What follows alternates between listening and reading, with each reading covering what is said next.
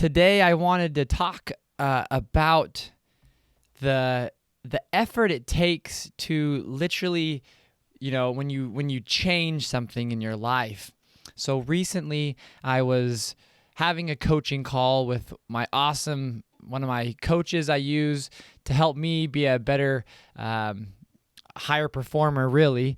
And I was just telling her, kind of lamenting how exhausted, how tired I was feeling.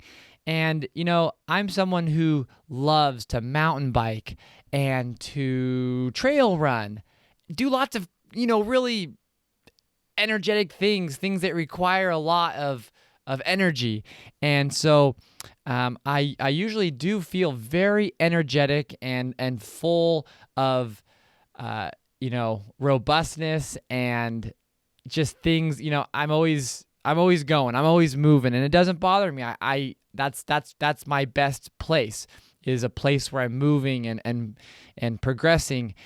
But I just felt like, why was I feeling so low and drained and exhausted? Because when I was making these changes in my business models and my life, and those things were energizing, they were exciting, but I also just, at the end of the day, I would tell my wife how tired I felt, and I expressed how kind of frustrated I was that I was doing the things that I wanted to do.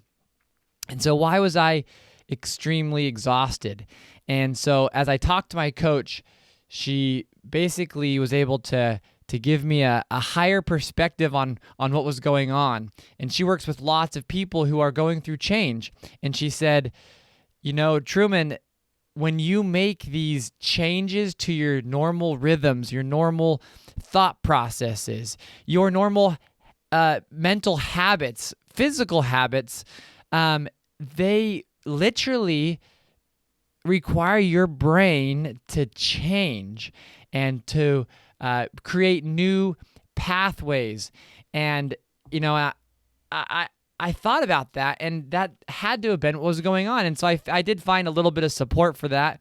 And it talks about how the more often you perform an action or behave a certain way, the more it gets physically wired into your brain. So mental changes require a physical transformation of your brain. And your brain forms neuronal connections based on what you do repeatedly in your life, both good and bad. Every time you act in the same way, a specific neuronal pattern is stimulated and becomes strengthened in your brain. Then this quote from David Eagleman says in a book, brains are in the business of gathering information and steering behavior appropriately. It doesn't matter whether consciousness is involved in the decision making, and most of the time it is not. So the amazing adaptive quality of your brain is known as neuroplasticity. That's a good word. Neuroplasticity is a kind of a fun word to say, but the question is, how much neuroplasticity do you have going on in your brain right now? I think I had gotten to a point where things were easy. I was in the groove and I was comfortable, but I was experiencing growth. I remember growing up, as I started getting taller, my legs would hurt, and I would always be frustrated and laying in bed at the end of a day, and my legs would just throb, and those are growing pains.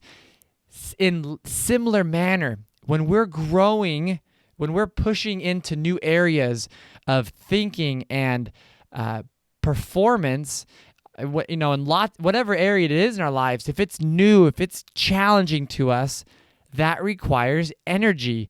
That requires us to maintain our energy and to then realize that these changes, this exhaustion is almost a sense that you're going in the right direction if your goal is to grow, and to not be frustrated by that tiredness. Now, it's also important if you have bad energy habits. We create our own energy. We're like our own power plant. If we neglect our energy, then it will make this transition. It's like training for a marathon. If you're not doing the things you should be doing with your health, that training is even worse than if running for people a lot of times is punishment enough, but imagine having to do it really tired. So moving forward mentally and growing, pushing into those new areas, you want to be able to maintain good energy habits. And so that would include getting and prioritizing your sleep. You got to have that rest and recovery physically, in your brain as well, not just, when you're lifting weights, but your brain needs to rest and recover in a way that allows it to have that growth. You need to be eating good things and supplementing whatever you need to with your vegetables and your minerals, and there's so many elements of that. That's a whole different discussion, but I love that element as well. So maintaining good relationships with those around us. There's so many things that we can do to really keep our energy levels up and be at that level, ready to go and grow. And so just as a high performance athlete, they don't neglect those energy components in their life because they know they got that performance coming up. They know they have, the Olympics or whatever event it is. So as we go through our change, it is going to require us to really prioritize our energy. And I just never really put those two really in the same sentence, but it's crucial, and I've seen that in my own life. And so if you are experiencing that tiredness, you're in the middle of changing, honor that. Realize that's a sign that you're headed in the right direction, and don't beat yourself up over that. That is the message, is when you feel that you are tired and you're doing all the right things on the energy side and you still feel just not as energetic as you were previously, that means you're growing. That means you're progressing.